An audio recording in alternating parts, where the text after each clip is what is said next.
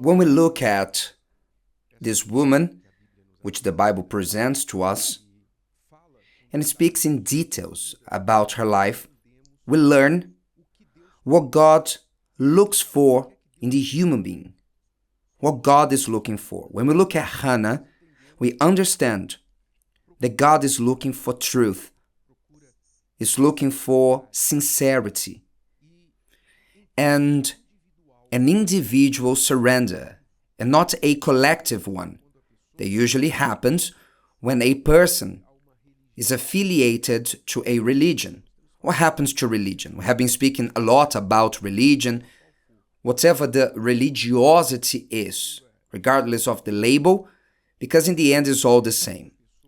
What happens when someone joins a religion? They have that sensation of belonging, that sensation of fulfillment, like when they go to their temple, when they fulfill their rituals, the rituals that are expected from that religion, when they do what everyone else does when they take part on that meeting. Okay, I'm doing what is expected from me. And this is reinforced by collective rituals. So the person feels that will be bringing God's favor to them. And what we see in the Word of God through Hannah's story is that this didn't work. For her, it didn't work. And it didn't work in a general way. Well, we have many examples of this throughout the whole scriptures, in the Old and in the New Testament. But let's focus on the story of Hannah. Why didn't it work for her? Because she was in a very religious family.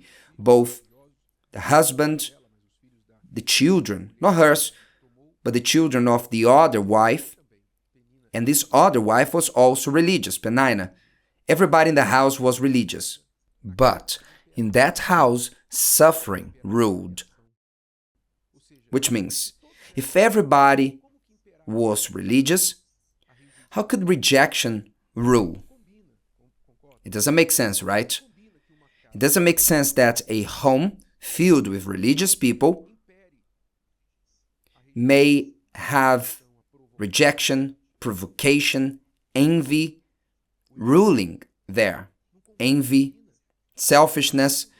But it's what happened in Hannah's life, in Hannah's house. The husband, only thinking about her, took a second wife. This second wife was waiting to be the first, started to provoke the first wife, Hannah.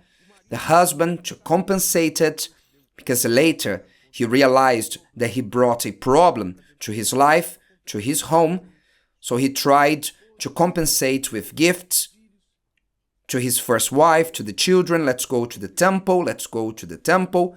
But the situation remained the same. So Hannah, in her humiliation, in the limit of her pain, what did she do?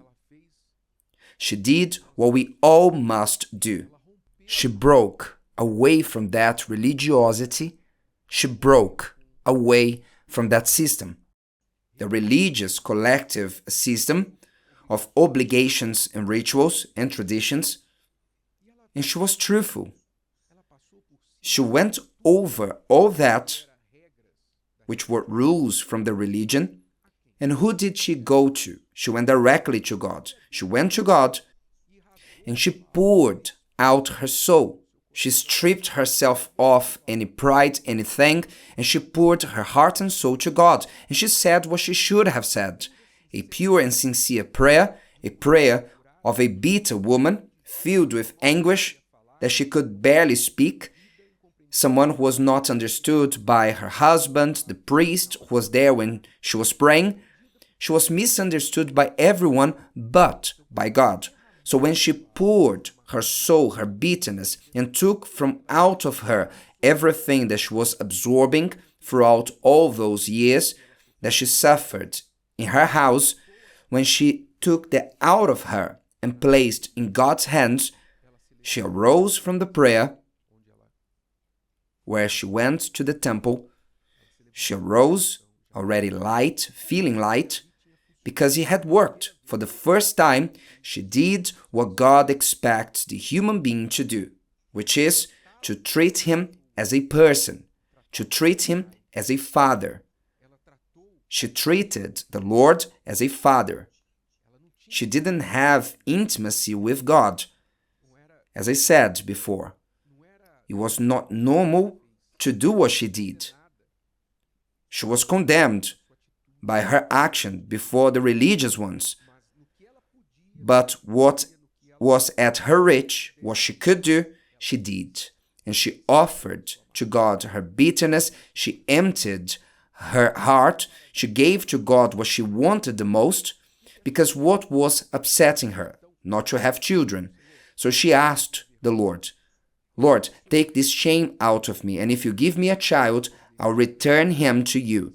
So she understood, if God gives me what I want the most, it's fair to give him what I want the most. So she surrendered to God.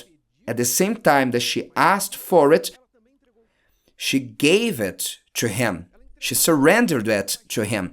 She was no longer stuck in that fact. I don't have a child, because she understood, even if God gives me, I'll give him back. I want him to take my shame away. So when she gave up on what she had learned before, then there was a deliverance. First of all, an inner one. She was free from the bad feelings, the bitterness, and the heavy weight she was carrying. She was not yet pregnant, but inside her, she was free from that evil. So she surrendered what her rival was mocking her, ridiculing her. She surrendered it to God. What does that mean? When we surrender something to God, it's as if when we are giving something to another person. If you have a package, you have a heavy box in your hands, and you're carrying it in the bus because you have to deliver it to your uncle on the other side of the city. You go in the bus with that heavy box in an uncomfortable way, and you're walking on the street with the box, leaving the bus. You get to his house. Uncle, here is the parcel. Oh, my nephew, thank you so much for it. And you leave it there. What do? You go back home relieved. Duty fulfilled. I gave the box to my uncle. You don't take it back home. You left it there. To surrender it to God is to do the same. Is to leave in God's arms what you have been carrying. You have been carrying humiliation, the words that the person has spoken about you, the grudges, the persecution. You have been carrying your frustrations. Oh, my life should have been in another level. I didn't reach what I wanted to reach. I lost it all. All that you have been carrying, when you surrender it to God, you leave it with Him. You leave it there. And the moment you do so, that is no longer with you. It's no longer your problem. It belongs to God now. This is what Hannah did. She surrendered her problem to God indeed. So when she went back home, she was no longer carrying that pain.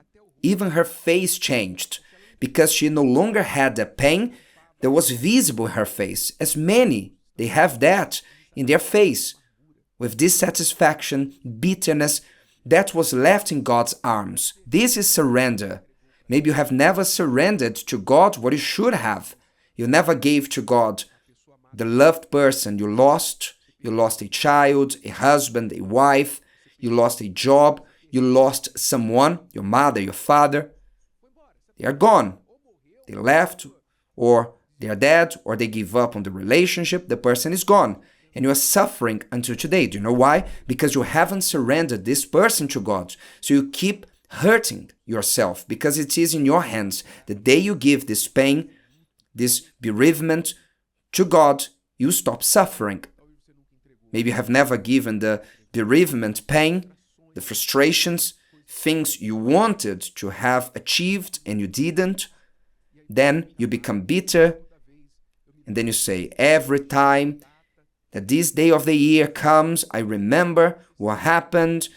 At this time of the year, I remember that I don't have what I wanted. You haven't surrendered the frustration. You remain anxious, sad, at times even with God, sad with God, blaming God because He didn't give you what you wanted. So this is what we all must learn through Hannah's story. This is something individual. The pastor won't do that for you, neither the church. Nor even God will do that. It is you who must give. You must give your pain, go to the altar and say, listen, God, I am tired of carrying this, being this bitter, hard person to deal with. I will no longer cry. From now on, this is yours. It is yours, Lord. I give it to you. Even what I want the most, I give it to you. If you give me, it will be to honor you. But if you don't give me to, you will no longer hurt me. I will no longer suffer. When you surrender this to God, you will stop suffering. And it's interesting how this is the same for everything in life. When we take our heart from something, when we stop being anxious, things happen naturally. But as long as we are obsessed, going after something, the more we go after it, the more that goes away from us. Learn to surrender. Let's learn from Hannah this true surrender to God. And when there's a surrender, naturally, there is relief and rest. If today's video helped you and you know someone that could benefit from it, share it with them. And if you haven't subscribed to the channel, you may do so now. See you later.